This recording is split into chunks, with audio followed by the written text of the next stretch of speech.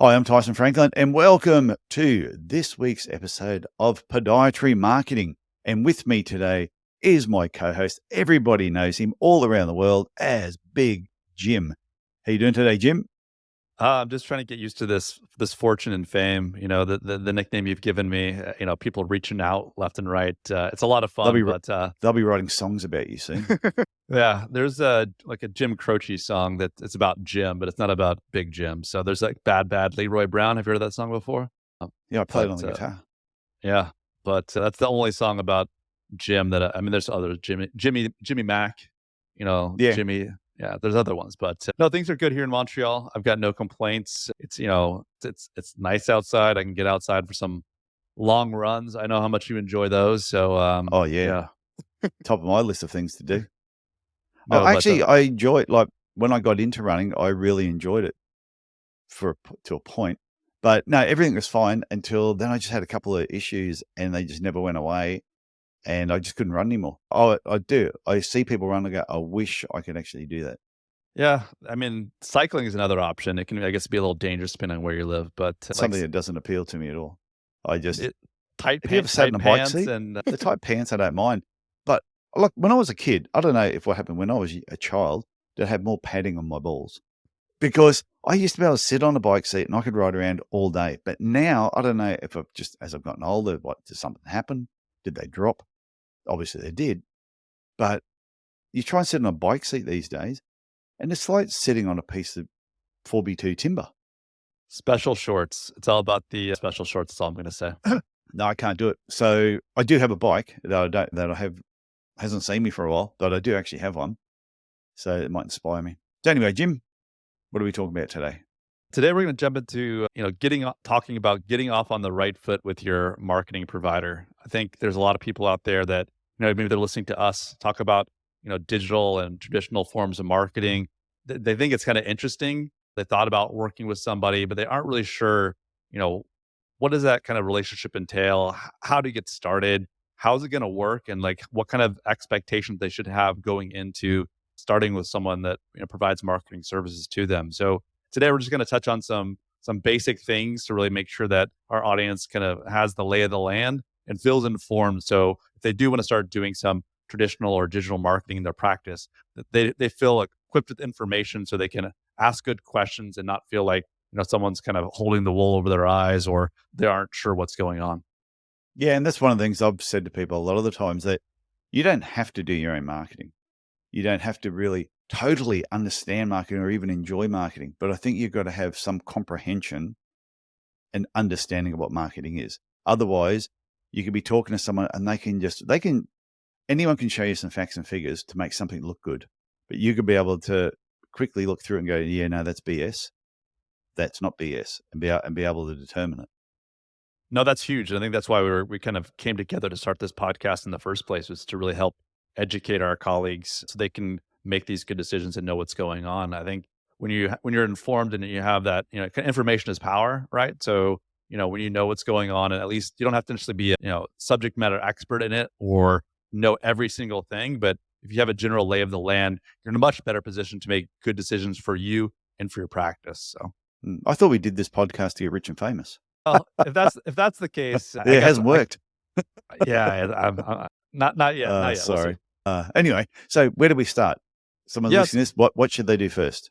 yeah. So first is just kind of like when you're kind of sourcing out these different providers, I would say the number one thing you need to figure out to begin with is how to determine if someone is a good fit for you and your practice, right? Different people, like I said, are at different levels of knowledge when it comes to marketing, and different types of providers are going to provide different types of services, right? And, it's one of these things where, one of the first things is, how do they kind of initiate a relationship with you or this kind of business relationship? So, if someone's, all of a sudden, they're cold calling you, they're getting in touch with you and they want to sign you up for a year contract, like if you're really, some people will kind of go with that, but I would really hesitate. I would definitely strongly suggest people that, try to find ways to kind of test a relationship initially, utilizing something like, kind of a digital marketing audit or a traditional marketing audit to really kind of see what it's like to work with this person or this organization or this agency. Because when you can do it on a trial basis, maybe it's a, $500 or $1,000 spend on like an audit, or maybe it's like a month trial. And if you don't like it, then you can stop, with no further obligations. When you do that, you're seeing what these people are like, right? So not only do they deliver on the things that they say they're going to do, like you can kind of, are they honest? Are they, providing what they said they would? That seems like a small thing, but I think there is a level of trust you have to have with, it's a huge thing actually to have a level of trust with the person you're paying, a few $1,000s a month to kind of help you not only generate patients, but also kind of build the reputation of your clinic, both in the local area you're in, but also online. So that's really, really important. Number two is like, how do they talk about, the things they're trying to explain to you? Like, do you understand? Are they, way over your head? Are they, asking, Mm. questions of you? Do they really engage with you to understand why you want to do marketing? Or are they just saying, we're going to do these 5 things for you and this is the way it's going to be? It needs to be a lot of kind of back and forth in these initial conversations. So are they good listeners? Do they seem like they're going to, execute on what, is good and best for your practice? So this is kind of the first step, along the course of, determining, if someone is like kind of the right marketing fit for you and your practice.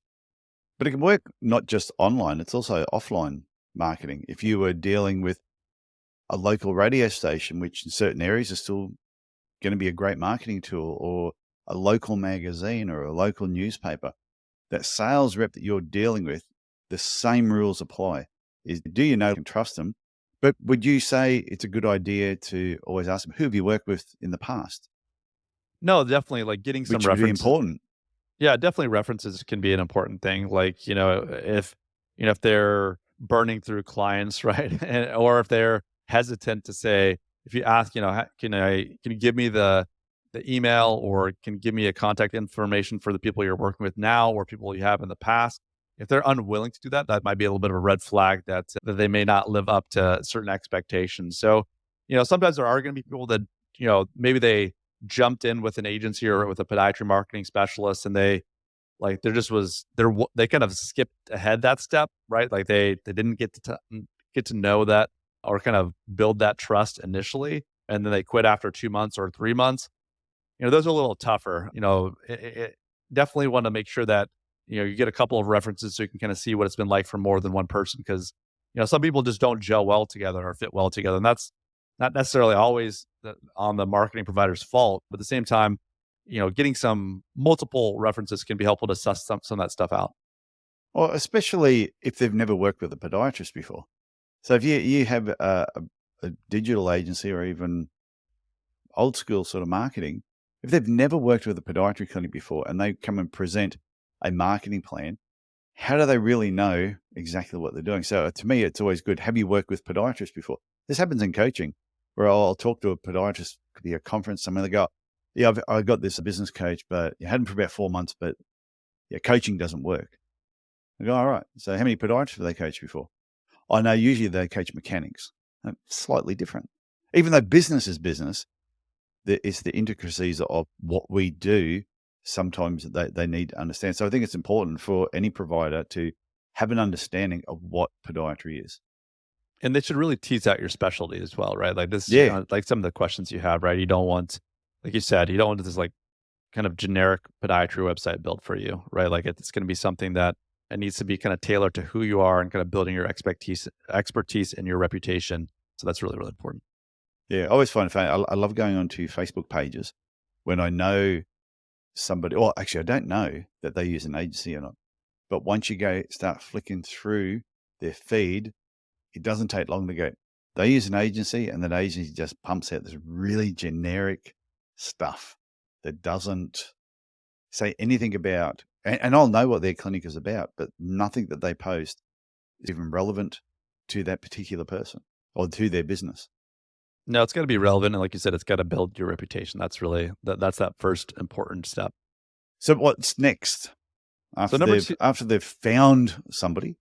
well, you need to ask them, like, do they have local exclusivity to the relationship, right? So some of the bigger vendors out there, Patient Pop being one example, is that they're happy to have as many podiatrists in your local area as possible. So, you know, Dr. Tom down the street will have the same, if you're on Patient Pop, they're very happy to sell Patient Pop and basically their SEO website and all their digital marketing services to the same person down the street, which is, sets up for a huge conflict of interest, to be honest. And, because for example, like in Google ads, like you're kind of bidding against, competitor clinics or other people that are utilizing Google search ads. So if Patient Pop is running Google search ads for 5 podiatrists in the Austin, Texas area, like that's not a great thing, like, because you're not only are you driving up your costs, but you're the person who's kind of on your side and helping you strategize and execute your marketing is working with the competition. So you really need to make sure that whoever you're working with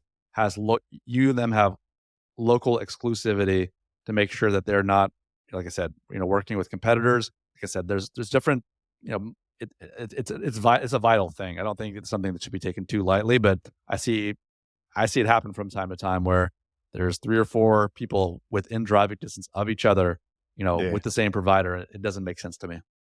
But I've seen that in coaching as well, where I will never coach 2 people that are competitors. I just couldn't do it because I know, even though you say, "I know," I would never say anything. It's not that you say something, but you know something. So therefore, does that therefore affect your actions on what you end up doing? And I think with sales reps who don't, some sales reps, I'm sure, are totally ethical across the board, but I'm sure there's a few who could be questionable. Well, I mean, when they're on commissions, right, they're incentivized to kind of get, it's more about, volume than it is about more about quantity than quality. So when you have people incentivized with sales commissions that work for these companies, that's what they want, right? And that's not necessarily the best interest of you and your clinic that they're looking out for. I know you do have to be careful. What about what should people know or understand about that?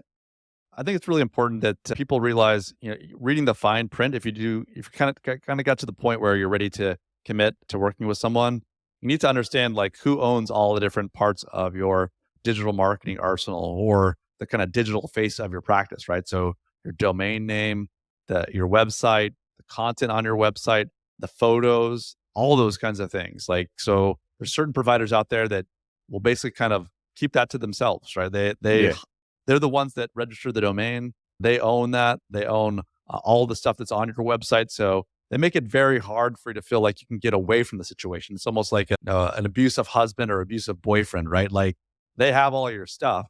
So like, of course, you're not going to want to leave them and or be very, very hard. an abusive wife. It Let's not could, be sexist here. it could be an abusive wife, I guess. But I think there's a lot of women out there that are making a lot of money, hopefully in podiatry and other places as well. But Yeah. an abusive partner, right? Let's just call it that Yes. way. Let's go with abusive partner. But it's important that that you own those things, right? So Yeah. whenever you're looking at fine print, you need to make sure that, and you just need to ask them straight out, like, do I own this, in the future? Because if you don't, you know, not only the switching costs are going to be more because you're not going to want to leave because you feel trapped. But then also when you go to another provider, they're going to have to basically make you from something from scratch. And also, if you don't own that domain name, there's problems as far as kind of your discoverability on Google when people are searching for the name of your clinic. If the Yeah. domain is changed from, let's call it phoenixfootdoctors.com to like .com or something.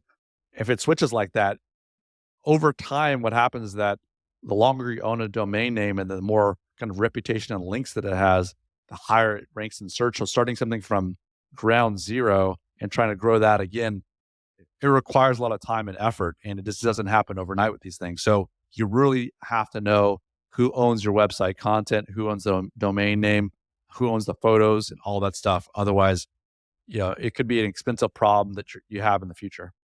So that actually happens where people go to a website developer and that website developer actually owns the domain name.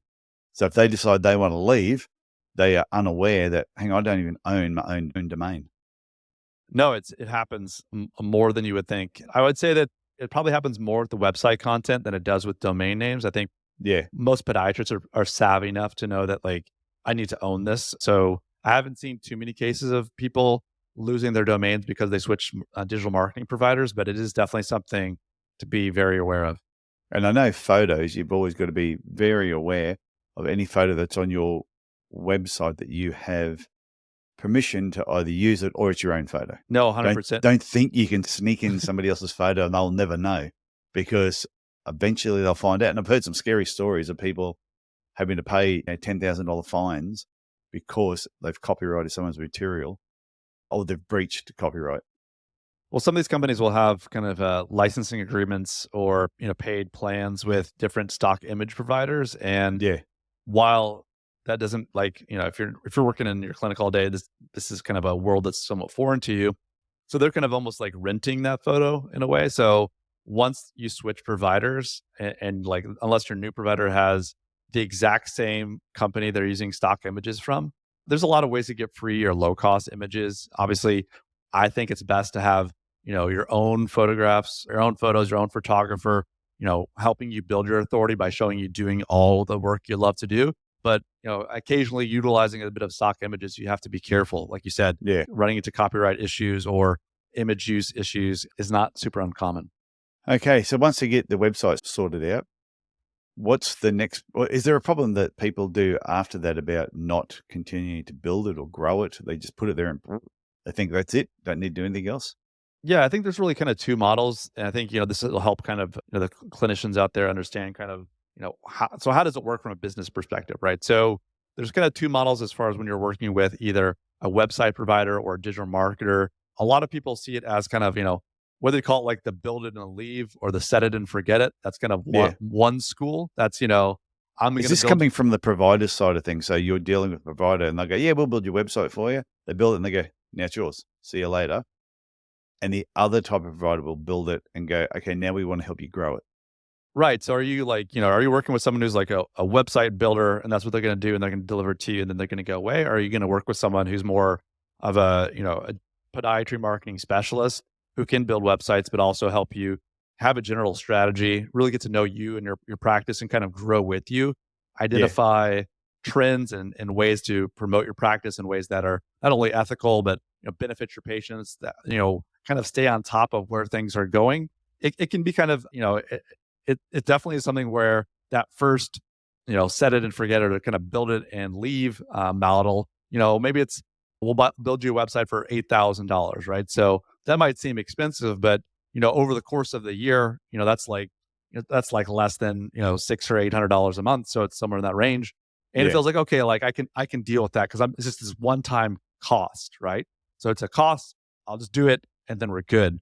But the problem becomes is that model is that there's no one really looking out for the future well-being of the website. Maybe you're decent at websites or someone on your staff is, but when plugins change or things need to be updated or, you know, different types of content or formatting, issues, bugs, support of the website, figuring out hosting and those things.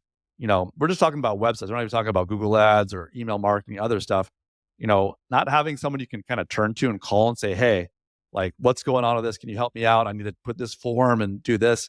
It seems like a small thing until you need to have that done.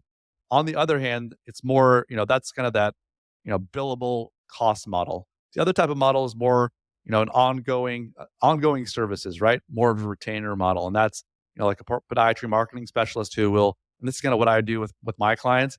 I work with them. I build out the website, but it's more like a monthly fee that we agree upon. And I'm there, they get a bad review.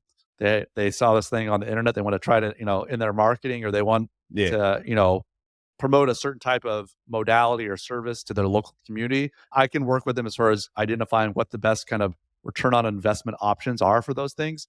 And we kind of implement those things together, and they can kind of go back to treating their patients and working with their staff. And I work in concert with them to kind of execute those things on their behalf. So I think, how you look at it, right? Is it this cost, this one-time thing? You're just going to set it and forget it, or kind of build it and let it kind of die in the vine? Or are you going to basically utilize your marketing as something you continue want to get better, gain some momentum, and see it as a long-term investment instead of just a short-term cost? And I suppose it comes down to as well what's your own time worth. So for myself, I still love doing all my own website stuff, so I'd never had a problem doing it and constantly growing it. But for a lot of podiatrists, they don't have time to do the work, so it's better for them to have somebody else do it for them. No, for sure. Everyone's in a different situation. And I think there's a lot of people that can build websites and maybe they do provide, some kind of ongoing support. So I'm not saying that this is like, these are the only two ways of doing Yeah. things. So, but I think there is the thing, if you want not only the building, but the strategy and the kind of consistently looking ahead to trends to make sure that you're staying on top of things, I'm a little bit biased towards that second model. And so you should be. Nothing wrong with being biased. It's, yeah, don't know where I was going with that. That's right. Anyway, so what about communication reporting? The people that you're working with, because I have had some people who have said to them, so this service provider that you're using, how often do they tell you what's going on?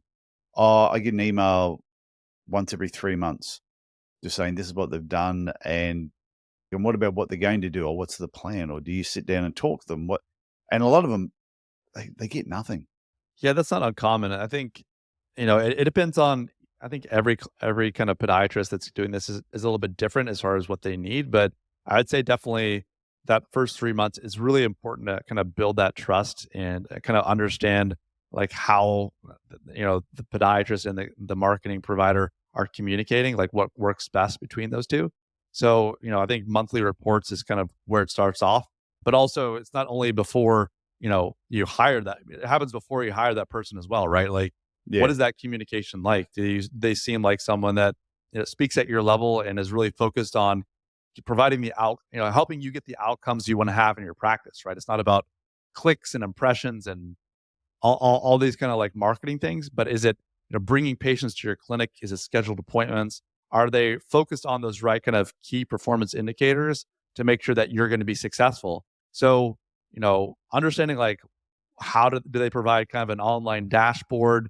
Do they send you a PDF, like every month, and kind of open it up to say, hey, would you like to meet? Generally, what I do is I'm kind of a person that sends either a monthly at the very beginning for sure report, and then it kind of becomes quarterly after we've kind of built that trust and we have a system of things that are working well. But I think that quarterly, after it gets to kind of quarterly, it's really important to have kind of face to face or video calls. Or if you can see Mm. your podiatry marketing provider like in face to face, that's fine as well. But I think, understanding where they're coming from, understanding the challenges, I really like to hear the challenges that the practices are facing. So that's kind of an open line of communication. Obviously, if you're in a if you're working with some huge agency, like you get like three different layers of bureaucracy between you and the person actually doing the work. But I think, that is that available? Can you just, if you have a bad review, is it going to be taken care of that day or within a reasonable time frame, right? You need to know that cadence of communication and reporting so your expectations are set the right level. If you're paying, $500 or $300 a month for your marketing, right? You're probably like a kind of a cog in a really big wheel and expect Yeah. that someone's going to jump when you have a problem. Either it's not in the terms of services they agreed upon, or they're just like, it's some customer service person that you're one of like 60 people, like, on their list and they already had their day booked today. So you're going to get bumped maybe, till tomorrow or the next day, or maybe the following week. So it's important to know what you need from your marketing provider and understand what they're willing to give you as far as keeping you in the loop to make sure that, like you said, Tyson, they're focusing on things and they have kind of a plan of attack that it kind of is in alignment with what you want to do in your practice. Yeah. And like I said earlier on, whether you're talking about online or offline marketing, the same rules apply. When we did radio TV, it was exactly the same thing. We would get an agreement, we would have it in place, and you'd be watching your marketing unfolding. And if something didn't happen the way that it should, I knew that I could get on the phone straight away and I could ring them and I would have a direct line straight to them and they would take my call or get back to me within the hour to find out what the problem was. I think your online service providers exactly the same. There should be a direct line that you can talk to them. If there's an issue or a problem, they should get back to you. And I know time differences can sometimes be an obstacle depending on where you are in the world, but geez, it's not that hard. Like you and I are on opposite sides of the world. That from early hours in the morning, I can contact you right up until it's after midday now, my time. And there you are at not yep. What time is it there at your place? 10 p.m. or something? Yeah, we're just a little bit past 10 p.m. right now. Yeah. So if you've got a decent provider, he'll be there at 10 p.m. for you, ready to pick up that phone when you have a problem. Jim's going, No, no, I'm no. always here for you, Tyson. Like after 10 p.m., like you're that person I talk to. But I know my sales reps I had in different areas that if there was something that wasn't work, they knew that I wouldn't always phone them after hours, but I'd send them a text message and go, you need to call me when you get out of bed in the morning at 6:30. Okay, because this needs to get sorted out before you get to work at 8:30. And I guarantee they would get it sorted out because they knew that I would be bouncing off the walls if they didn't. But I was also one of those very demanding clients. It sounds like it. No, it wasn't that bad. It was just more, I think, like service providers online, when you pay for something, you want something. You're paying for a service. And if you're not getting that service, then therefore they're breaking the agreement. So you can't just sit back and say nothing. You can't just take it and go, oh, I'll just leave. Then it'll happen to you at the next place. You're better to build that relationship with someone and try and keep it long term, especially if they're proven to you that they're trustworthy. Because a trustworthy person, they want to know if you've got a problem. No, 100%. I think, being kind of, kind of like forthright and honest about kind of what's working well and not working well is hugely important, especially kind of in a remote situation, right? I live in Montreal and I have a client in Australia, I have clients in the US, and I can't physically be in their clinic. I can't go talk to the office manager. I don't know what Yeah. the specific problems they are having in their practice that are those things are invisible to me until I take the time to ask, to have calls with my clients to say, hey, how are things going in the clinic? How's the flow? Obviously, I have analytics and data on my side. I can kind of get a general sense of how things are going. But until you kind of engage in consistent communication, kind of build that trust up over time and have those, sometimes tough, honest discussions and kind of really talk to each other in ways to help move things forward. Because if the client, the podiatrist is kind of like, things are okay, things are working pretty well, like Yeah. that doesn't give me much kind of wiggle room or ways to optimize. I can't optimize like, it's okay.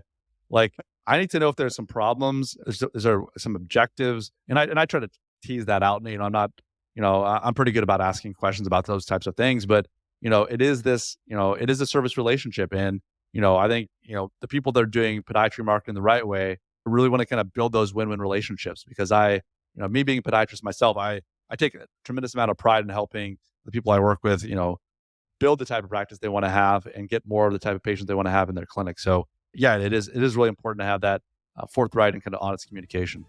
I think that is perfect, Jim. I think that is a perfect place to wrap up. Anything final words you want to say before we end? No, I think we kind of wrapped it up there at the end. I think it's definitely, it takes a little bit of kind of time to kind of, get ready to say, okay, what do I need and how do I go find those things? So yeah, it can be confusing, right? There's all this, Google things, there's ads, there's people saying they're the best. It's not an easy way to kind of, do it by yourself to try to figure out what is that next step. But, hopefully some of the things we talked about today, whether it's getting references, asking good questions, kind of test driving the relationship, doing some of these different things, I think will kind of take out, some of the mystery so you can make sure that, that the person you're working with is aligned with your best interests and really kind of helping you kind of take your practice to the next level. Okay. I look forward to talking to you again next week, Jim. Sounds like a plan, Tyson. Okay. See you later. Bye.